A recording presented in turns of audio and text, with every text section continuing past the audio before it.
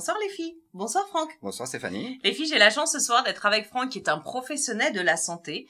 Et Franck, nous avons Christy qui a 22 ans. Et Christy, elle t'appelle au secours parce qu'elle voudrait arrêter de fumer. Donc, est-ce que tu pourrais donner des trucs à Christy pour justement cesser le tabac?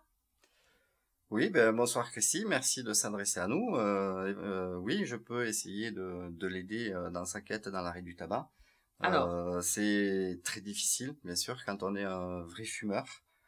Qu'est-ce que c'est déjà un vrai fumeur, Franck? Un vrai fumeur, c'est quelqu'un qui est atteint de l'addiction tabagique. Non mais comment on le sait qu'on est un vrai fumeur?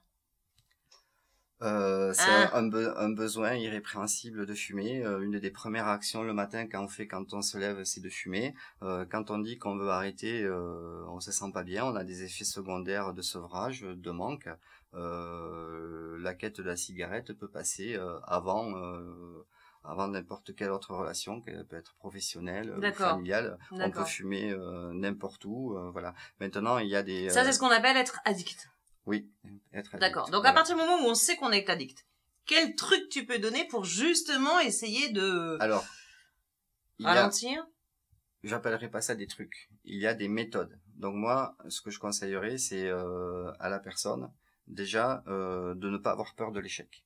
C'est très rare que l'on arrête de fumer à la première tentative. Il faut se servir de ces expériences pour aller vers le succès.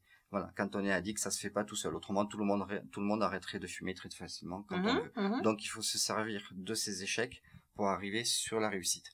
Et on dit toujours que dans une épreuve négative, il y a toujours du positif. Exactement. C'est ce qui forge le mental de l'homme au sens large. Oui, avec un grand H. Il faut toujours rebondir. Voilà, c'est ce qu'on appelle l'expérience. On se sert des choses positives ou négatives pour en retirer du positif. Voilà.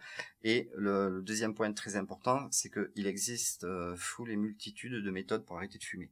Donc moi, je suis pas là pour faire l'apologie de l'un ou de l'autre. Par contre, il faut que pour qu'il y ait une vraie possibilité de succès et d'arrêt du tabac, il faut que la personne choisisse sa méthode qui lui convienne. Qui soit adaptée à son style de vie.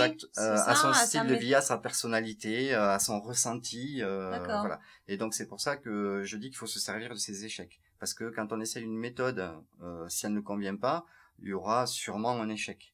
Donc il faut pas dire que c'est à cause de la méthode, mais c'est peut-être une qui ne correspond pas à la personnalité de chacun. Je vois ce que tu veux dire. Voilà. Maintenant, c'est pour ça que pour arrêter de fumer, on reçoit la personne. Il y a un entretien préalable. Voilà. On fait un entretien préalable.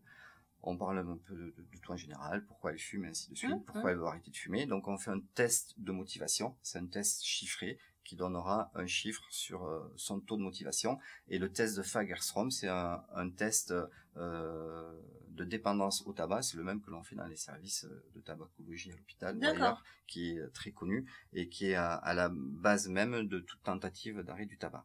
À partir de là, on explique bien le fonctionnement de la luxoponcture à la personne et on lui laisse un délai de réflexion.